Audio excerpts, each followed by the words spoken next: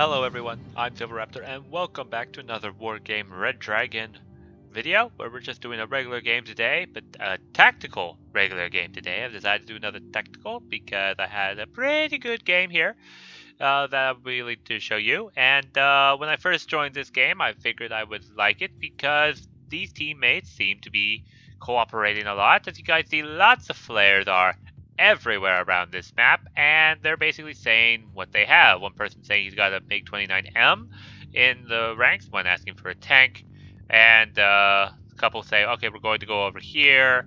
Others saying he's going to be putting some stuff over here. Some person says he's going to put some Spetsnaz GRUs in this town, so we all kind of know where everyone's going. I say I'm going to be putting a T-80 UK right here, and there it is. This is all the points, 200-point tank right here that I decided to bring in. I was going to plan on just taking control of Delta and just having it be a very, very strong tank, and it still is a tank, so it can provide lots of support. And with the rest of my last points, I got in the FOB in order to help supply everything for my entire team, because supply is definitely going to be needed in a no points game. So let's go and begin. We'll have this on a little faster than normal speed due to the fact that tactical games tend to go slow. My T-80 UK is rolling down. It's going to be going right for this little tree line here. I don't expect any enemy to have any artillery to really take it out. Over on the left, there's some Cobras and some vehicles really ready for this forest, so that's going to get there ahead of time. My T-80 UK gets into the forest and is trying to open fire. Just needs to get any kind of infantry into range, and it suddenly blows up because there was actually a Harrier GR7 that went and took it out. So that was all I had. This one tank, which is now a huge crater, it was all I had to contribute to this forest, and now I've got nothing. And in points game, there's so little points that I didn't have anything to bring in. All I could bring in was this supply truck. This is me. All I am for the rest of the game is going to be this supply truck until I get more points for troops. But with the tactical game, that's going to take a while. So I bring in a Ural for this T-72BU in order to keep them resupplied. So I switched off to fuel and ammunition. I wanted to repair this. Now this guy's saying, move your prominent. I want to put my CV there. So that's just, we're just communicating through players there. For the rest of my allies, we have this town secured for the time being, and it looks like we're getting all of our infantry troops and vehicles and such for all the troops here. And over the left, this is taken by the enemy, so they have to back off. And in the meanwhile, I have my supply truck. And by golly, I'm going to share this supply with my entire allies to make sure that everyone can fight on in my stead, because I sure as hell cannot shoot currently. So there's some enemy troops in the back line here, so we're going to have to send some troops back in order to try to find out what is possibly here. T-70 SU-27M whiffed both of its shots, unfortunately. Here there are some Fochman Jaeger 90s with Spout and Skorzetts and Spetsnaz converging onto that location. Just got to take those guys out because they can cause quite a bit of mischief in the back line. Bringing in a number of planes to try to take them out. And the enemy is pushing forward a bit. There's some U.S. Marines, regular U.S. Marines, interesting enough. And the cargo truck needs to back up just a little bit as the VDV come forward and take out those Marines. So, perfect. Now, I finally have enough points. I finally have enough points to bring something in. So I bring in a BMP-3, which is the Multistroke 90. I am going to try to lead the charge in taking out this forested region, while the rest of my allies are over here, taking care of everything else. I do move forward the Ural. Nighthawk comes in and takes out the BU, but my Ural is here, so I tried to micromanage him to make sure that the buildings do shield him enough. And there he is, parked so that nobody can really see him, and once these Spetsnaz are done being panicked, his Ural will try to repair them and get that all taken care of. Akiyu Marushiki over here on the left is stopping us pushing forward, but the Conqueror's M is chasing them off. I sent my BMP-3 because it has an anti-tank missile. MiG-29M drops some cluster munition, and it blows up the Kiyomaru Shiki, so that is taken out. BMP-3 is now providing covering fire. This is the whole point of the Multistroke. Get everything to start shooting at it, and then everything else can shoot at everything else.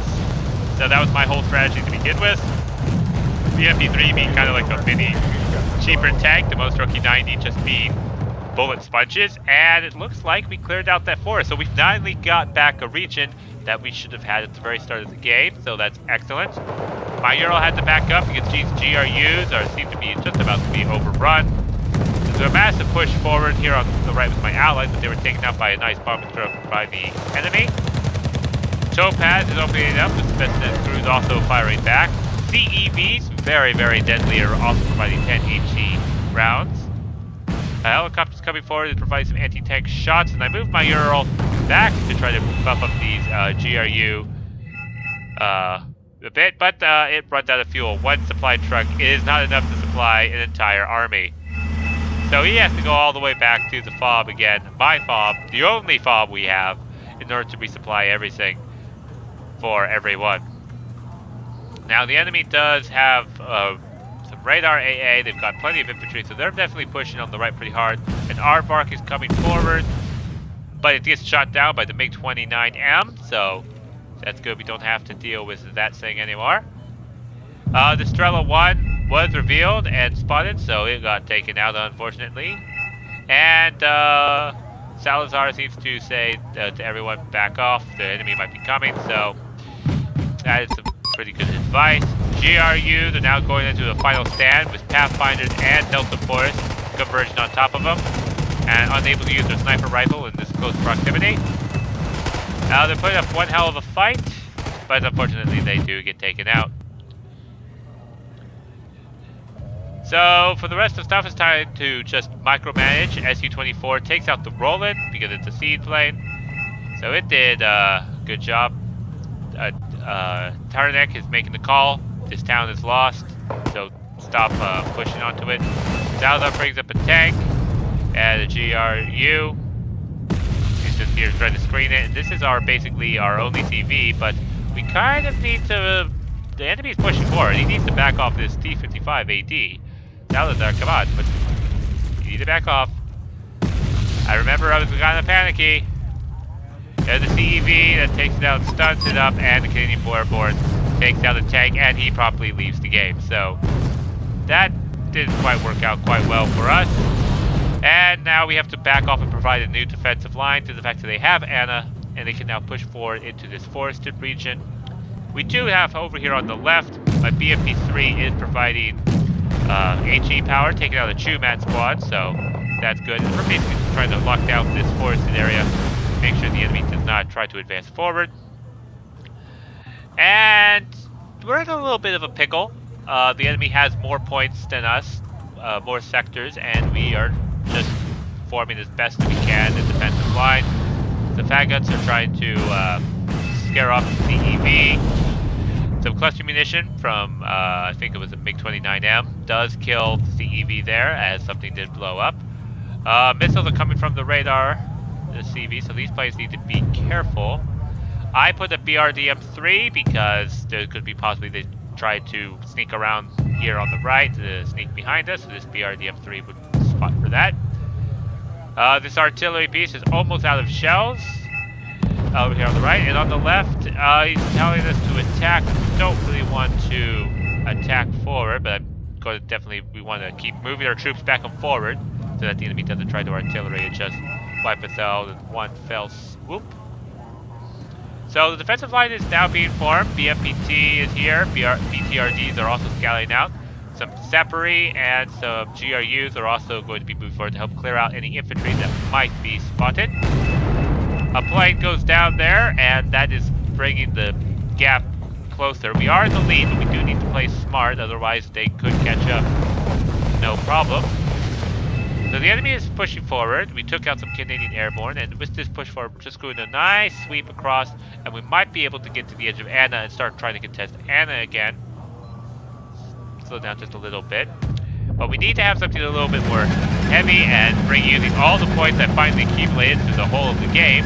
I managed to get a T-72A and tried to begin to help support the BTRD and the Sappery and moving forward, because the GRUs move back here to try to spot if there's any infantry behind our lines.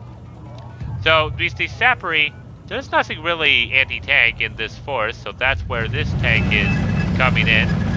This T-72A with its 14 AP power, but in this forest, that kinetic rounds are going to be a lot higher, so we should be able to take anything out. Conquer them, take out another anti-tank vehicle right there, and we are doing quite fine, blocking the enemy from moving forward here on the left. PhD-70 with its napalm rockets are beginning to flame out the town, forcing the infantry to retreat over there to the left. Defensive line is still being established here on the right, but nothing currently going on. And it looks like we're gearing up for an attack here on the left. We have a BFD-3 behind my BFP-3. There's a little bit of a difference between the two. These probably have VDV in them, and this is a better. This has a different kind of. It has a main gun as well as an autocannon, and is a little more expensive. So there are some differences between these two, other than just one letter. Over here on the left, the enemy seems to have a lot of these cheap trucks for reinforcement. There's a lot of infantry here in this town, so it would probably not be best to take that out.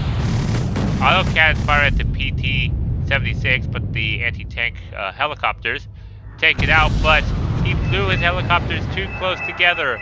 One HE power anti-air took out both helicopters at once. You need to be careful of that. That's why I never really want to group my helicopters so close together, or even in a squad together. M1 IP Abram is here, and that's going to be very hard to try to take out, so we are going to have to retreat. Panda is going to try to move forward and try to assault this town here on the right with BDV-90 backed up by BFD-3s. The problem is it's just SMAWs and riflemen, there's just too much stuff here, and even with the BFD-3s providing cover, these BDV-90s are not really going to make it into the town, and the riflemen are not high enough value to make this push actually that work out. So we're going to have to retreat. It was a good attempt to try to see if we could take it, but we did lose a lot more than we thought. There was an M1A1 Abrams in this forest here, and we're all retreating out because nothing can really take on an M1A1 Abrams that we have in this forest, especially not a T-72A. It might be able to survive one shot, but it needs to be able to provide. It's not the one that needs to be engaged on, so I had to retreat behind the infantry. But it's going to provide covering fire for the tank. But Miko says we're pretty sure we can get this Abrams tank. So we're going to move forward with the infantry, and my T-72A is going to follow shortly. Let's let the infantry get up just a little bit. And with this, here we go, T-72A moving forward. If we can go and find that M1 Abrams and get a nice side shot, we have a chance of taking it out. So we gotta play this very tactical. The side armor is right here on the side, and I'm just going to move over to the right. I want to keep his front armor painting towards an actual infantry squad. Here's my chance. And then at the last second, it turns enough that the front armor takes it, and the T-72A does not get the chance to take it out. That's unfortunate. They are catching up in points, and my T-72A is now down to 1 health after the massive beating from the infantry. So it is going to have to retreat out from there, going back to this cargo squad in order to try to form another defensive line. U.S. Marines are encountering some Monostroki, but the Monostroki do have kind of the advantage, given the fact that the Marines have to run right alongside napalm and with stricter movement. Grenade launchers from BMP-1D and BMP-Ts are providing nice screening and taking out any combats that come forward. A Recon Cobra with its grenade launchers and rocket pods is going to be very deadly in trying to take that out. Another helicopter comes in, also going to be promptly taken out. Over here on the left, we're having a sniper fight between two squads of JSDF Rangers and GRUs. Until a tank comes forward and tells the GRU, this is not a fight you can win. So he backs up. Now I bring up a BMP-3 with some Monostroki 90, and the Monostroki 90 is just to screen for any kind of vehicles, while the BMP-3 provides covering fire. Especially with this autocannon, I'm going to go right after this Cobra. It can survive any grenade launcher it hits, gets it down to 1 health, and the game finally ends because it's only a 35-minute video. So this was a little quickie. Quite a little tactical stuff happens. You just got to learn to adapt, as you saw that I lost the T80 UK at the very start. I didn't actually get very many kills. The one BMP 3 squad on the left. This is my only unit that actually got any kills in the game. Killed some Rangers, a Patton tank, some Chumats, another tank, Rifleman, and another Chumat squad. And my T80 UK died to a Nighthawk. And that's my kills and losses.